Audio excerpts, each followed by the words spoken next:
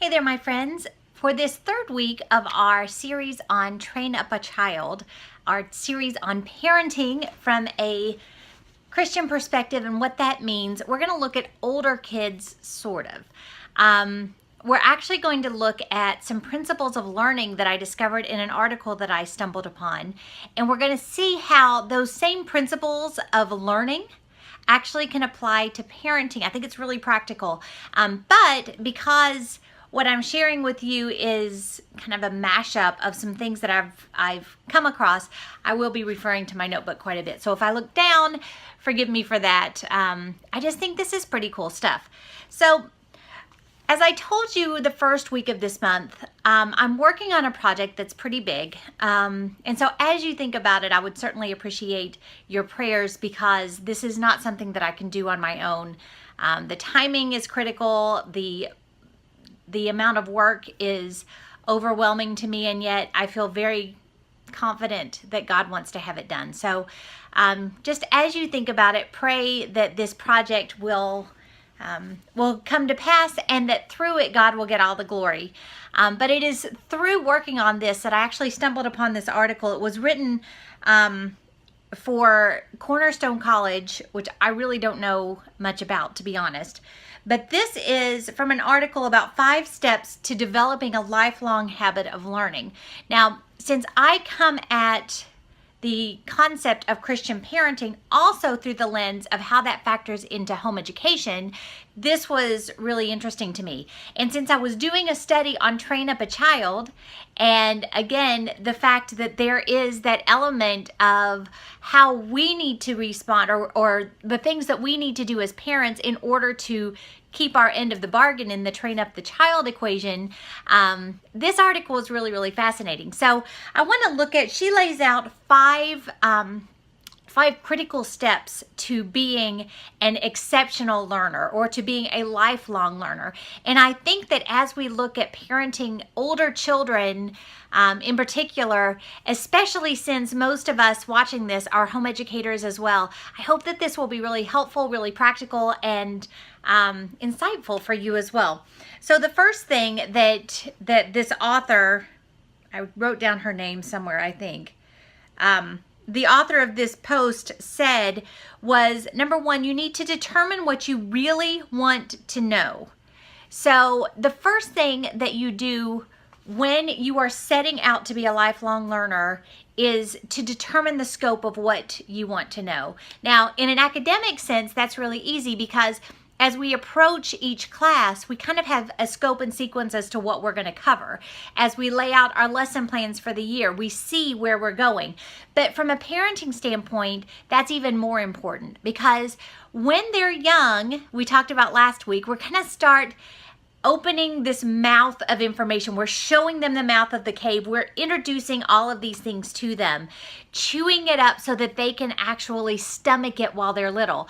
But we're going to build on that foundation as they get older. So as parents, the fact that we can determine what we really, really want them to know is a huge blessing, and one that whether you're home educating or not, is really, really important. But as a home educator, you have the option, you have the ability to weave what you want them to know from a worldview standpoint, from a Christian standpoint, from a relationship with Christ standpoint. You can weave that into everything that you teach. So get together with your spouse, decide exactly what are those concepts that are really, really important that you want your children to know before they leave the roost, and make sure that you are focusing on those things. And that's where teaching them diligently comes in as you walk, as you talk, as you're at dinner, as you're driving down the road. These things, if you have them in focus, will naturally be part of your conversation and will be a very natural part of the DNA of your children by the time that they leave your home because it's what they know. So number one, determine what you really, really want them to know. Number two is you're going to set goals that are in line with your objectives. So if we know that our objective is when they are old, they will not depart from it, what are our goals all along the way that will help us reach that objective? Well, You're going to set out what that scope is. What do you want to make sure you cover? You're going to make sure that you're covering it. You're going to make sure that you are living authentically so that nothing in the way that you live your life, order your days, speak, react with your spouse, and so on, is taking away from what you want them to see about Christ. So take the time to order your goals for this year, for next year, for their teen years, wherever you are in your parenting career. Order your goals so that they are in line with your ultimate objective of when they are old, they will not depart from it. Number 3, she says, use a multitude of mediums to help you learn. Which I think really goes along nicely with homeschooling, because we naturally do use a multitude of mediums to help us learn from an academic standpoint. A lot of our families use digital resources, we use audiobooks, we use manipulatives, we use all of these different things, regular textbooks, journaling, notebooking, lapbooking, and so on and so on and so on. A lot of different ways to help us learn. So academically, we're already kind of keyed into that multitude of mediums. But what about from a parenting and discipleship standpoint? Are you using some of the great resources that are available to you? You know, first and foremost, like I say over and over like a broken record, is that interaction with you, that authentic day in, day out, teach them diligently, as you walk, as you talk. That's your number one medium. That's what you have at your disposal all the time. But there are a lot of other resources that are available that are really, really helpful. They bring up great conversations. It could be Chuck Black audiobooks. We use those a lot in the car. We've listened to every single thing he's ever written on audiobook multiple times, and every single time it sparks incredible discussions that gives us insight into what our children are thinking, and it allows us to expound on concepts that are already laid out. So really good literature, whether it be Christian literature or otherwise, does a great or offers great opportunities for us as parents to use different mediums to build discipleship moments. Movies actually are another great medium. We are teaching our children to be discerning. We are teaching them how to weed out untruths and to mentally replace them with truth. And a carefully guarded media, movie time and so on is a great way to get those conversations going as well. You know, there are also Christian documentaries, Christian movies that expound on things that are fantastic teaching opportunities. Evolution versus God, very fascinating, gives them a lot of information.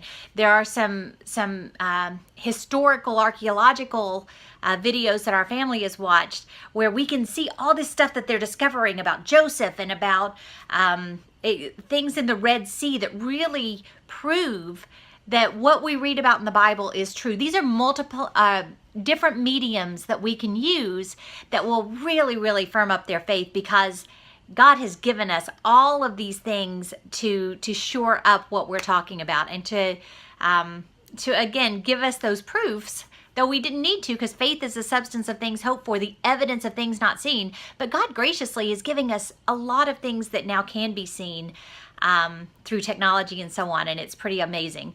So make use of all of those different mediums that are available to you, both from an educational standpoint as well as from a discipleship standpoint.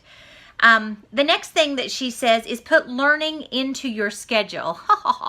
As home educators, we do that all the time. We are constantly teaching. We are constantly learning together. And I think that is one of the reasons why home education makes such a fantastic platform for discipleship, because we're already there. We're already interacting with our children in a very beneficial and very helpful way. But just as you know, as a home educator, if you don't make time for things, if you do not schedule out those lessons or schedule out, make a priority for school, odds are good you're not going to get there. Well, the same is true about discipleship and parenting. If you don't make time for those moments of discipleship, of teaching through parenting, you're going to find that time will pass you by. That can happen at dinners together. That can happen as you're taking walks. I do a lot of stuff just with one child at a time, whether it be walk the dog or go on a ride or go to the grocery store or whatever. I separate a child out, and that gives me great time for conversation and for discipleship with just them to get insight into what's going on in their heart. But I have to make the time to do that. So just as with learning, you have to schedule out that time, with parenting you do as well. Finally, she says to surround yourself with passionate learners. And a guy named Jim Rohn said, we are the average of the 5 people we spend the most time around. And as parents, I think that really helps us. First of all, it tells us that they are going to be the average of our family unit, largely. They are, with our children, they are spending the most amount of their time with our family unit. So how are we sharpening each other within our family unit? We need to take a look at that. But also, you need to be very careful about the friendships that they're making and the company that they're keeping. I hope that they are able to make some great friends at church or co-op and so on that will be godly friends and will help point them to Christ. But it is incumbent upon us as parents, especially as they get older, to help them understand how their friendships impact them, how the decisions of their friends can even impact them, and to be very mindful of the people around whom they are spending their time. So I wanted to share these things as your kids are getting older, because I think these are really, really practical ways to train up a child in the way he should go, so that when he's old, he will not depart from it. These are very practical, both educational and parenting tips from this article that was really just about preparing for college, but I thought that there was a lot more meat to them than just that. So to review, number 1, determine what you really want to know. So set that scope, set goals in line with your objectives, use a multitude of mediums to help you learn, put learning into your schedule, and surround yourself with passionate learners. I hope that this encourages you. I hope that this gives you some things to think about as your children are getting older. As I am raising teenagers, I am finding, as I have throughout my parenting career, that this is my very favorite stage. It is not the easiest stage, it's probably the hardest stage, because there is nothing that is black and white. But the conversations, the relationships, the way that I see them becoming more like Christ, the way that I see them loving God and others and putting that into practice as they have a little bit more freedom, makes it all worthwhile. And I just want to encourage those of you that aren't quite here yet, that don't be afraid of the teenage years. Embrace them, excitedly walk into them, and trust that when they are old, they will not depart from what you gave them when they were young. Teach Them Diligently is here to support your family's homeschool and discipleship efforts year-round. So follow along. Subscribe to our YouTube channel and be ready for encouraging tips and insights all year long.